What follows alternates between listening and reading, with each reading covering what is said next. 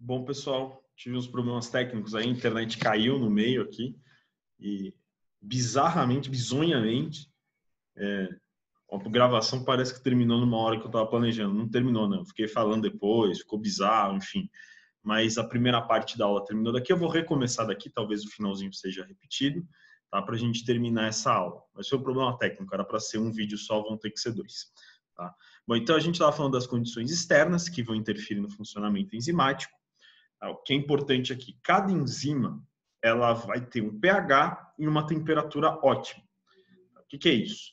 A enzima ela vai funcionar da menor maneira possível, na maior velocidade possível, no valor de pH e no valor de temperatura ótimo dela. Se eu tirar essa enzima da temperatura ou do pH ótimo que ela funciona, ela vai perder a atividade. Então aqui a gente tem dois gráficos, esse daqui é de temperatura. Repara, para uma enzima X, não importa qual enzima que é, ela tem uma atividade baixa, a velocidade da reação é baixa. Nesse valor de temperatura, a reação acaba tendo a velocidade maior possível, porque a enzima está atuando da melhor maneira possível, a temperatura ótima da enzima. Já aqui no pH, tem três exemplos, vamos pegar aqui a tripsina. Em pHs mais baixos, ela tem uma atividade muito baixa. Quando chega num pH aqui neutro, próximo ao neutro, levemente básico, ela tem atividade máxima, é o pH ótimo dela. Então, cada enzima vai ter um valor de pH e um valor de temperatura onde ela funciona da menor maneira possível. Tá? Nos seres humanos, vou dar o exemplo dos humanos para ficar mais fácil. Tá? As nossas enzimas, a grande maioria das nossas enzimas, tem a mesma temperatura ótima. Olha que incrível. Por que a gente precisa estar sempre a 37 graus, mais ou menos? Porque a temperatura ótima das nossas enzimas, a grande maioria delas, vai ser 37 graus. Então, se a gente fica lá com 37 graus, significa que as nossas enzimas estão funcionando, que é uma maravilha. Tá? Daí tem um negócio que chama febre, que até 39 a gente fala em estado febril. O que é esse? Por que até 39 é estado febril? Porque até 39 a temperatura ótima das enzimas do nosso corpo vai cair um pouco, mas 39 graus Celsius é a temperatura ótima das enzimas do nosso sistema imune. Tá? Então, até 39 graus Celsius, eu estou tentando aumentar a capacidade do meu sistema imune. Passou de 39, foi para 40, por exemplo, tá? Eu começo a desnaturar as proteínas. Tá? E por que a febre 40 graus, enfim, por que você faz isso? O que acontece no nosso corpo? Febre você tem geralmente quando você tem infecção, quando tem um corpo estranho no seu organismo. Então, você tem um pouquinho, primeiro um estado febril, vai lá 39, ali 38 alguma coisa, para o sistema imune aumentar a velocidade e começar a dar porrada nesse corpo invasor. Se não deu certo, o que o seu corpo faz? Fala, eu não consigo aguentar, eu vou aumentar a temperatura para matar esse bicho, para matar esse invasor, com um aumento de temperatura. Então eu vou esquentar ele, vou ferver ele. Qual é o preço que você paga?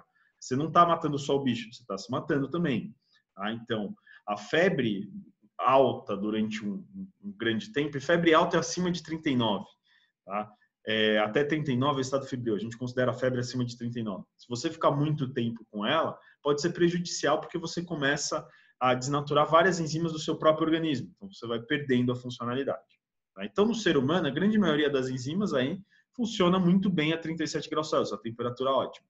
Tem uma exceção, que os meninos que têm, que são as enzimas relacionadas com a espermogênese, com a síntese do esperma, que ficam lá na bolsa escrotal. Por isso que a bolsa escrotal fica para fora ali, fica penduradinha para fora do corpo, porque é mais fresco, fica mais arejado. Tá? Enfim, se ela ficasse dentro, o saco teria a bolsa escrotal não é saco, enfim, tudo bem. A bolsa escrotal teria uma temperatura maior e as enzimas funcionariam com uma eficiência menor.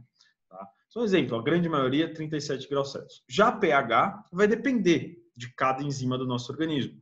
O exemplo clássico disso é pensar na digestão. Nosso estômago é ácido, porque, enfim, a acidez desnatura as proteínas que a gente ingere e as enzimas do nosso estômago funcionam muito bem em pH ácido. Agora, saiu do estômago, vai para o intestino, o pH é básico. Por que é básico? Porque as enzimas do intestino funcionam muito bem em pH básico. O pH ótimo das enzimas digestivas intestinais é básico. Já das enzimas do estômago é ácido. Então, o pH vai depender onde está inserido. Tá? Mas as enzimas, todas as enzimas, vão ter sempre uma velocidade, uma temperatura ótima e um pH ótimo, que é onde elas vão ter a melhor atividade delas. E agora vai começar uma parte um pouquinho mais complicada da aula. Tá? que a gente vai falar um pouco de cinética enzimática. O que é isso, cinética enzimática? Enfim, lá atrás, quando começaram a descobrir das enzimas, descobriram lá que elas eram catalisadores químicos, que elas aumentavam a velocidade da reação, enfim. Só que eles queriam saber como e por quê, qual era, enfim, todos os aspectos de como ela aumentava essa velocidade. Então, os pesquisadores começaram a estudar isso. Os grandes nomes da área foram o Michaelis e o Menten. Tá? São dois pesquisadores, eu não lembro a nacionalidade deles. Desculpa, Michaelis e Menten, não me assombre, né? Porque eles já morreram. Então, pode ser que os fantasmas devem puxar, porque eu não lembro da nacionalidade, desculpa. Mas, enfim, esses dois caras eles começaram a estudar as reações enzimáticas. E eles estudaram de uma maneira bem simples. Tá? Na nossa saliva, a gente tem uma enzima que chama amilase, tá? Que ela quebra carboidratos complexos, quebra amido principalmente. Tá? Então, eles pegavam pão, miolo de pão, que tem amido, e saliva, e faziam experimentos com isso. Claro, controlado, vocês já vão ver aqui. E eles descobriram algumas coisas sobre a reação enzimática, que daí entrou nessa área de cinética enzimática, que é estudar a velocidade da reação, como que a enzima vai interferir na velocidade da reação em si. A gente já viu aqui que externamente vai ter o pH e a temperatura. Aqui a gente vai ver como que os componentes da reação, ou seja, substrato, produto e enzima, podem interferir na velocidade da reação. Então, primeira coisa que eles descobriram é que para uma reação enzimática acontecer, você precisa sempre de muito mais substrato do que enzima. Você precisa ter uma concentração elevadíssima de substrato, tá, em relação à enzima para a reação acontecer. Se você tiver, por exemplo, a mesma concentração, a reação não vai acontecer, vai ser muito lenta. Então, eu preciso ter bastante substrato e pouca enzima. Tá? Outra coisa que eles descobriram, que não é uma reação só, não é tipo substrato vira produto. A gente tem um passo intermediário, a gente tem duas reações. A gente tem uma primeira reação, que é uma etapa mais rápida, onde eu tenho a enzima se juntando com o substrato, formando um complexo enzima-substrato. Tá? Isso daqui acaba acontecendo de uma maneira bem simples. Tá? Como tem muito mais substrato, o substrato se liga à enzima, vai querer lá buscar o sítio ativo, se liga à enzima, forma o complexo enzima-substrato. Daí, a partir desse complexo enzima-substrato, a reação vai acontecendo aqui e eu vou formando o produto e liberando a enzima. Tá? Essa reação já é bem mais lenta, porque aqui vai precisar acontecer a reação enzimática propriamente dita. Tá? A gente vai gerar o produto nessa segunda reação. Tá? Então, eles descobriram, eles achavam que era tipo a vira B e tem enzima ali no meio. Não é. São duas reações. Uma reação mais rápida, que é a junção da enzima com o substrato para virar enzima-substrato, e uma reação mais lenta, que é a enzima-substrato liberando o produto e a enzima. E quando eles descobriram isso, eles falaram, tá, beleza, então a reação, o final, para eu chegar até produto, a velocidade máxima da reação vai estar relacionada, vai ser proporcional à quantidade de enzima-substrato que eu tenho. Por que isso? Enfim, essa primeira reação aqui, vai ser sempre rápida. Então, ela não vai ditar a velocidade final da reação. Ela sempre acontece rápido. Essa outra reação aqui que vai determinar a velocidade final da reação. Tá? Costumo dar um exemplo babaca aqui. É a mesma coisa que eu, sei lá, amarrar uma Ferrari num Fusca. Tá? O Fusca tá amarrado na Ferrari. A Ferrari pode ser extremamente rápida, mas ela vai conseguir chegar na velocidade máxima dela com o Fusca amarrado? Não vai, porque você tem um Fusca lá. O Fusca não chega nem perto da velocidade da Ferrari. Então, para você ver quem vai controlar a velocidade desses dois, eu tenho que olhar para o Fusca, eu tenho que olhar para o mais lento. Tá? Então, aqui é a mesma coisa. A gente tem a reação rápida, mas quem vai mandar na velocidade final vai ser essa reação lenta. Tá? E ela vai ser dependente da concentração de enzima-substrato. Isso daqui é um equilíbrio químico. Tá? Se eu aumentar desse lado, eu vou empurrar a reação para o lado contrário, não vou entrar muito no aspecto. Então, o que eu quero que vocês entendam é que essa reação aqui, para ela acontecer de uma maneira, a etapa lenta, tá? Olhando só para a etapa lenta, para ela acontecer da maneira mais rápida possível, eu tenho que ter bastante enzima-substrato. Quanto mais complexo o enzima-substrato, opa, passei sem querer, quanto mais complexo o enzima-substrato eu tenho, mais rápido essa etapa lenta funciona e mais rápido vai ser a reação enzimática. Tá? Daqui a pouco vai ter um gráfico mais detalhado sobre isso. Primeiro gráfico aqui que eu tenho é um gráfico da reação acontecendo. Então, para a reação acontecer, eu preciso primeiro bastante substrato, tá? Aí, ó, pouca enzima. Quando ela vai acontecer nessa reação, o substrato vai se juntando com a enzima e começa a formar esse complexo enzima-substrato. Esse complexo enzima-substrato vai gerando produto, o produto vai aumentando e vai chegar lá no final, que eu vou ter produto e praticamente zerei aqui o substrato. Tá? Mas para a reação acontecer de uma velocidade, para ela começar a acontecer, eu preciso ter sempre muito mais substrato do que enzima, e vai acontecendo aqui essas duas reações. Primeiro vai formando a enzima-substrato, tá aqui, ó, veja, foi formando a enzima-substrato, e depois o produto começa a aparecer efetivamente. Bom, o Michaelis e o Menten, esses dois caras, eles começaram a fazer vários experimentos. Tá? E os experimentos mais importantes que eles fizeram foi fazendo o seguinte. Eles pegaram uma quantidade que eles sabiam de enzima. Então, eles deixaram a concentração de enzima, a quantidade de enzima quietinho. Colocaram, sei lá, 10 enzimas lá. Falaram, beleza, tem 10 enzimas aqui. Eu vou começar a adicionar essas 10 enzimas substrato. Tá? Então, eles mantêm a concentração de enzima, sempre a mesma concentração, e vão adicionando substrato. Tá? O que eles repararam? Esse gráfico aqui, esse hipérbole aqui. Por que vai acontecendo? Você vai adicionando substrato, a velocidade da reação vai ficando rápida, tá? Mas ela não vai aumentar para sempre. Por que ela não vai aumentar para sempre? Vou voltar um pouco para vocês lembrarem. Ela não aumenta para sempre porque a velocidade está relacionada com a quantidade de enzima substrato. Então, quanto mais enzima substrato eu tiver, mais rápida é a reação. Nesse nosso exemplo, aqui nesse experimento, tinha uma quantidade fixa de enzima. Não era infinito o número de enzimas. Então, essa concentração de substrato ela ia atingir a velocidade máxima quando a enzima estivesse saturada. O que é saturada? É quando toda a enzima está ocupada por substrato.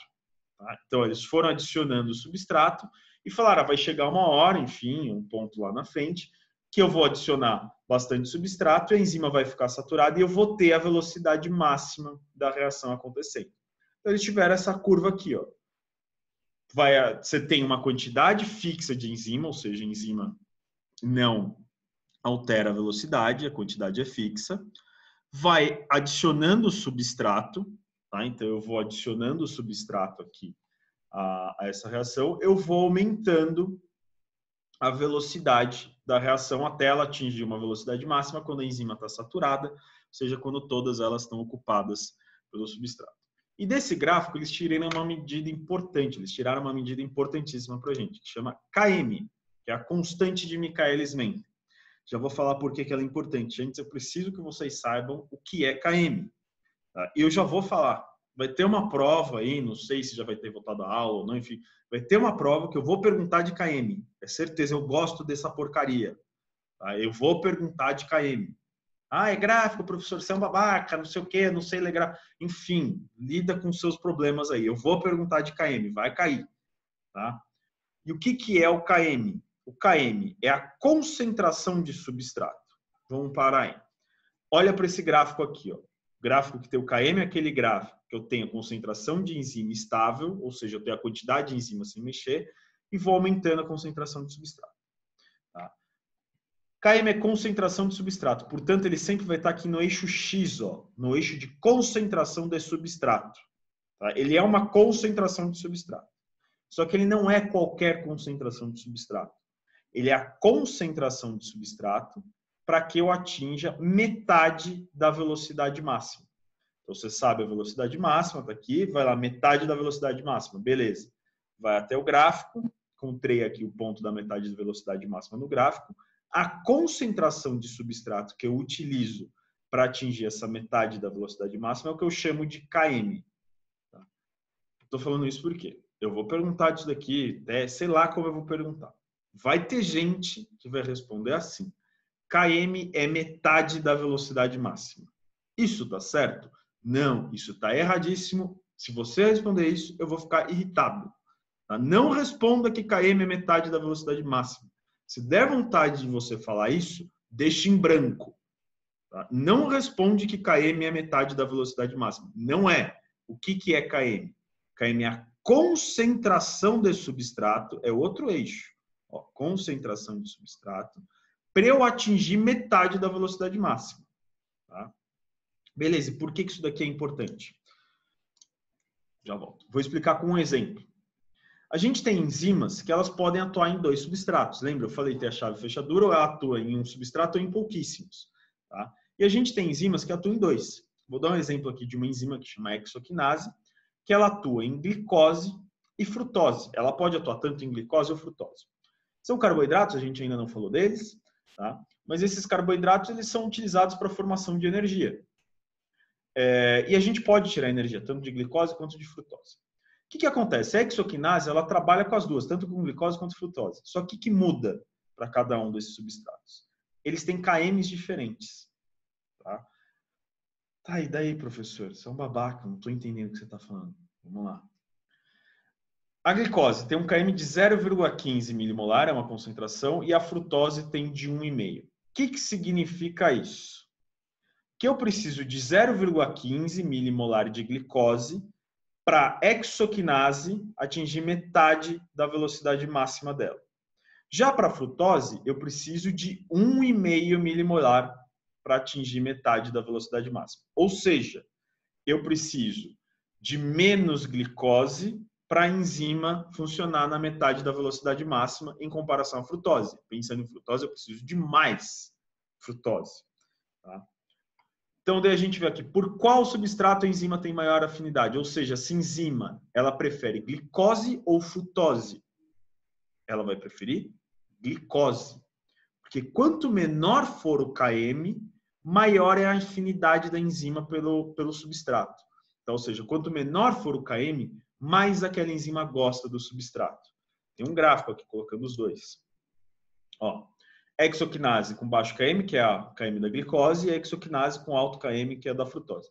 É a mesma raciocínio. Esse gráfico aqui foi feito, eu mantive a concentração de hexoquinase, só que para esse gráfico aqui eu fui adicionando glicose aos poucos, e nesse gráfico aqui eu fui adicionando frutose aos poucos. Vejam, para uma mesma concentração, seja de frutose ou glicose, a hexoquinase ela sempre vai trabalhar mais rápido com glicose. O que isso significa? Que ela prefere glicose. Tá? Então, o KM é importantíssimo, tá? Para a gente saber se uma enzima ela tem uma afinidade alta pelo substrato, ou seja, se ela vai trabalhar bem com aquele substrato, ou se ela vai trabalhar mal com aquele substrato, se ela não gosta daquele substrato. Isso daqui acaba sendo importante quando a gente fala em metabólica. Em metabólica, várias vezes a gente vai falar que essa enzima ela pode mexer com isso, mas ela prefere isso, porque ela tem um KM menor, ela tem uma afinidade maior. Então, o KM é super importante na prática da bioquímica. A gente olha para isso daqui para saber se a enzima vai funcionar melhor ou pior com aquele substrato. Tá? Bom, e o outro gráfico que tem aqui que eu pulei é esse daqui, que é um gráfico onde nesse gráfico é o seguinte: eu tenho substrato infinito, como se eu tivesse substrato infinito. Tenho quantidade de substrato que eu quero. E eu vou aumentando a concentração de enzima. Tá? E daí aqui é meio óbvio, a gente vai ter uma reta. Conforme eu aumento a concentração de enzima, a velocidade também aumenta. Tá? Nesse caso aqui que eu tenho o substrato infinito. E por que eu estou colocando o substrato infinito? Vou voltar para mostrar. Porque a primeira condição que o Michaelis e o Menten descobriram é que tem que ter muito mais substrato que enzima. Então, para esse gráfico aqui fazer sentido, eu preciso ter uma condição onde eu tenha substrato infinito. Tá? Tenho substrato para caramba. De cinética enzimática é importante a gente saber o seguinte. Ó. O KM vai ser importante para medir a afinidade da enzima com o substrato. Tá? Acho que é o mais importante de tudo. Saber que o KM tem a relação com a afinidade. Quanto menor o KM, maior a afinidade. E daí lembrar desses gráficos aqui. Primeiro, o gráfico onde eu tenho concentração infinita de substrato, que se eu for adicionando a enzima, a velocidade vai aumentando. E um outro aqui, que é o da onde sai o KM, né? Esse gráfico é importante vocês observarem, que eu mantenho a concentração de enzima, vou adicionando o substrato, vai aumentando a reação até a velocidade máxima, que é quando a enzima está saturada. Beleza. Agora a gente vai falar como que o nosso corpo vai regular as enzimas. Porque o que acontece? Nosso organismo, muitas vezes, a gente precisa fazer determinada reação e não pode fazer outra. Precisa ativar uma e brecar a outra reação. Então, a gente precisa ter uma regulação das enzimas. Vai ser super importante em metabólica isso daqui. Eu vou falar mais... Não é que eu não vou falar, eu vou falar mais rapidamente aqui. Em metabólica, com certeza, vocês vão retomar isso daqui. Para regular as vias metabólicas, a gente usa isso daqui. Tá? Para regulação de via metabólica. E a gente tem 3 tipos de regulação. Tá? Uma que vai ser o controle na disponibilidade, eu vou falar o que é, e outra que tem relação com o controle da atividade, que vai ser a alostérica, a modificação covalente. Então, por que eu falei 3? É controle em disponibilidade, alosteria e modificações covalentes. São essas 3. Disponibilidade, alosteria e modificações covalentes. Vou falar nessa hora. Controle de disponibilidade. A regulação da reação vai acontecer eu controlando a disponibilidade de enzimas ou disponibilidade de substrato. Como assim? Eu quero que aquela enzima, eu tenho lá as enzimas prontinhas no meu organismo, eu quero que ela funcione, eu jogo substrato. Ou eu tenho vários substratos, eu quero que aqueles substratos virem determinados produtos, meu corpo produz a enzima para que aquela reação aconteça. Então vai ter relação com a quantidade de enzimas ou a quantidade de substrato. Tá? Isso daqui vai depender da concentração de substrato ou hormônios, então vai ser, sei lá, eu tenho uma reação que eu preciso que ocorra. Se eu dou o substrato, ela ocorre, se eu não dou, ela não ocorre. Ou o hormônio, para falar, ó, faça essa enzima, degrade aquela enzima. Um exemplo desse controle de disponibilidade é a lactase, a enzima que a gente tem para digerir a lactose. O que acontece com a lactase? Se você é um indivíduo que come pouca lactose, tá? No seu intestino observa isso e ele diminui a síntese de lactase. Tá? Então, ela tem esse controle, diminui a síntese. O substrato, a alteração de substrato diminui a síntese. Já se ao contrário, se é um indivíduo que come bastante lactose, você vai aumentar a síntese de lactase. Tá? Então, a lactase ela vai depender muito da quantidade de lactose que você come. E, em relação a isso, tem até pessoas que falam, eu sou intolerante à lactose, às vezes não são intolerantes. Tá? Às vezes a pessoa que fala que é intolerante à lactose, ela simplesmente não come lactose. Por não comer lactose, ela vai ter pouca lactase. E quando ela come, esse controle geralmente é mais lento. Quando ela come, o seu organismo não consegue produzir de uma vez essas enzimas e a pessoa passa mal. Tá? Mas esse daqui é o controle da disponibilidade. Depois, regulação alostérica. O que é regulação alostérica? Na regulação alostérica, as enzimas que sofrem essa regulação, a gente chama de enzimas alostéricas, elas podem sofrer a ação de moduladores positivos ou moduladores negativos. O que é isso? Um modulador positivo, ele aumenta a velocidade da enzima, ele melhora a atividade da enzima. Um modulador negativo vai ser algo que diminui a velocidade da enzima. Essa regulação é a mais importante para a metabólica. Tá? O que acontece? A gente tem lá umas enzimas, aqui é a enzima normal, uma enzima alostérica ela sempre vai ter um sítio alostérico e um sítio ativo. Aqui está o sítio ativo dela e aqui está o sítio alostérico. Tá? Se ela está sem nenhum ligante, aqui sem nenhum modulador, ela vai funcionar normal, beleza, vai ter uma velocidade normal. Se eu ligo um modulador negativo nela, vai ter uma alteração aqui na estrutura do sítio ativo e essa enzima vai ficar funcionando numa velocidade menor. Tá? Se eu ligo o modulador positivo, é o contrário, ela vai funcionar numa velocidade mais rápida. E por último, a gente tem a regulação por modificação covalente. O que é isso? Ela geralmente vai se dar com adição ou retirada de fosfato da enzima, tá? E de uma maneira geral é como se fosse um liga-desliga. Vão ter enzimas que sem o fosfato elas ficam desligadas, quando eu adiciono o fosfato ela liga, adicionei um grupo por meio de uma ligação covalente, modificação covalente, tá? Dela fica ligada. Se eu tirei esse grupo fosfato, pum, ela desliga. É como se fosse um liga-desliga com adição de algum grupamento na enzima. Tá?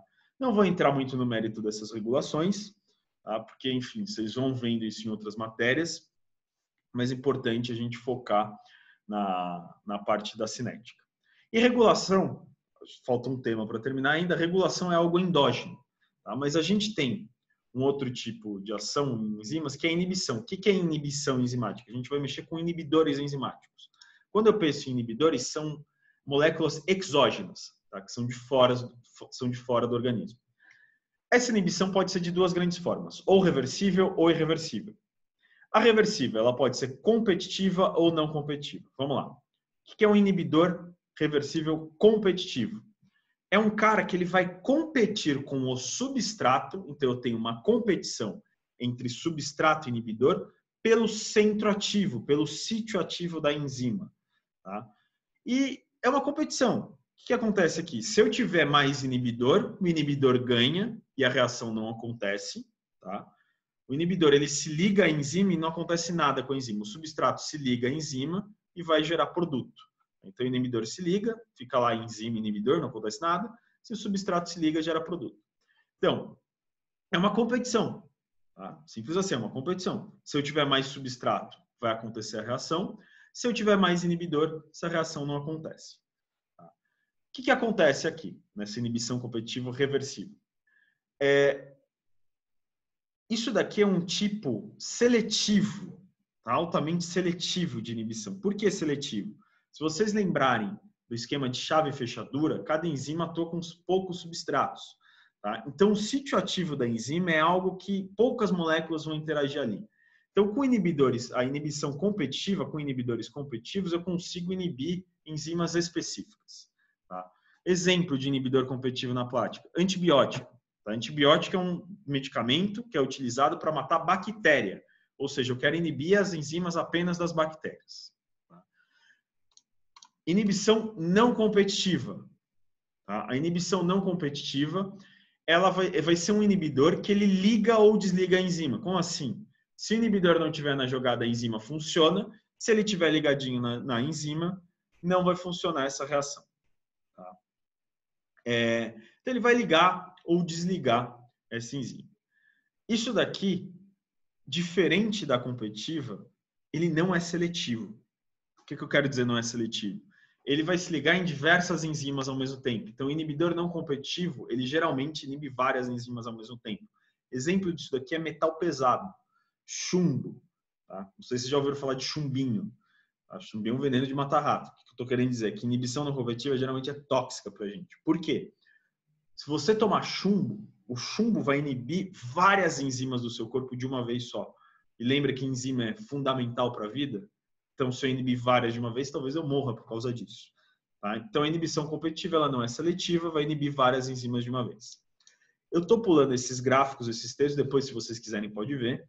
Tá? Os gráficos é mais a relação, mas eu acho que não é tão importante para a gente, essa relação com a inibição e com a regulação. Tá? E os textos têm exemplos de inibidores. E, por último, a gente tem a inibição irreversível, que pelo nome irreversível quer dizer que eu não vou reverter, tá? Mas a gente acha que ela é horrível, mas ela não é, porque a inibição irreversível ela vai ser seletiva também. Você consegue fazer uma inibição irreversível seletiva. Então, ela inibe aí determinadas enzimas. Uma boa parte dos fármacos, dos medicamentos que a gente toma, a aspirina é um exemplo anti-inflamatório, vão ser inibidores reversíveis de determinadas enzimas. Tá? Então, ó, aula de hoje, a primeira parte a gente falou do geral de enzima, tá? Então, é lembrar que enzima é proteína, enfim, a classificação das enzimas, lembrar da catálise, condições externas, a parte da cinética, é importantíssimo lembrar do KM, tá? Daí lembrar que existe a regulação, que é endógena, o nosso corpo que faz, os 3 tipos de regulação, e a inibição, a gente tem esses 3 tipos de inibição, eu quero mais que vocês relacionem que a inibição competitiva, ela é seletiva, a não competitiva não é seletiva, então vai inibir várias enzimas de uma vez, e a irreversível pode ser seletiva. Geralmente, reversível são a indústria farmacêutica que faz isso. Tá? Bom, ficou longa essa aula, tá? Me perdoem aí, mas é isso aí. Que a força esteja com vocês. Vou parar aqui, eu não sei parar ainda direito rápido. Consegui. Falou! Não parei. Agora eu parei.